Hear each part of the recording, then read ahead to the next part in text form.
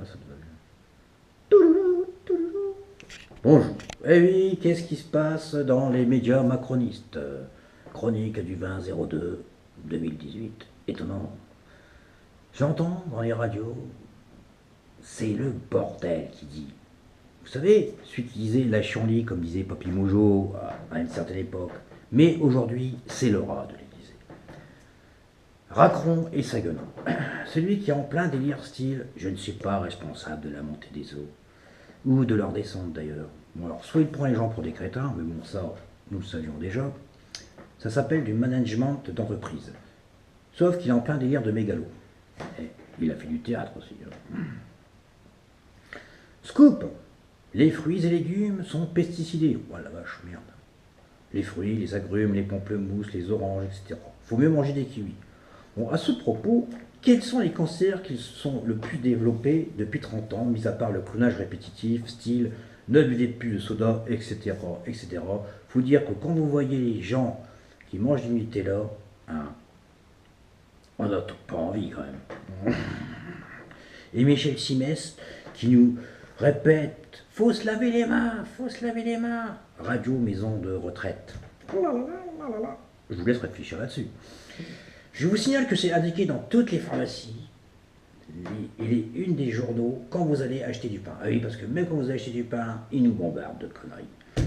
La vie réelle, quoi. Économie. D'après vous, que représente le chiffre de 3%? C'est la part des bénéfices des salaires dans l'entreprise Renault, selon Philippe Martinez de la CGT. À une époque, il y a environ 30 ans, les gens avaient les couilles pour obtenir le 13e mois. Une grève de 3 semaines. Et oui, 3 semaines. Parce que la première semaine, on écoule les stocks, donc le patron gagne toujours de l'argent. La deuxième semaine, il y a une transition de savoir si la force est toujours là. Puis la troisième, là, il commence à perdre du pognon et c'est lui qui commence à flipper. Donc n'oubliez pas, vous pouvez faire un crédit pour faire une grève. Les grosses têtes, par solidarité, auraient décidé de verser de 10% de leur participation à la caisse des grévistes. Liberté, égalité, solidarité. Mais ce n'est pas dans la veille. La société Le Creuset à Fréjus-le-Grand qui fabrique des cocottes. C'était elle, en effet, en fonte, où les salariés mouraient d'un cancer entre 65 et 70 ans, d'avoir avalé trop de poussière. Bon. À fond, à tox. Pour éviter les bombardements en Syrie, l'équipe des grosses têtes aurait décidé de faire une semaine d'émission, avec Père Henri Lévy et sa comtesse mythomane, Ariel. Laurent Ruquier aurait rajouté « On veut bien être téméraire, mais pas suicidaire ». Vauquier à propos de la droite. En privé, il n'a pas tort. Sauf qu'il ne propose rien de mieux. Ah si, récupérer des électeurs de la Front National. Info locale. Fermeture des classes dans le primaire. Eh oui. Certaines devront avoir 28 élèves. Sur les 28, un devrait devenir djihadiste et ne viendra pas de Syrie. Djihadiste, c'est le plan S. En Vendée, selon Europe 1, ils ont été interdits à la sortie des cours parce que les parents n'avaient pas payé la politique de l'âne et du bâton.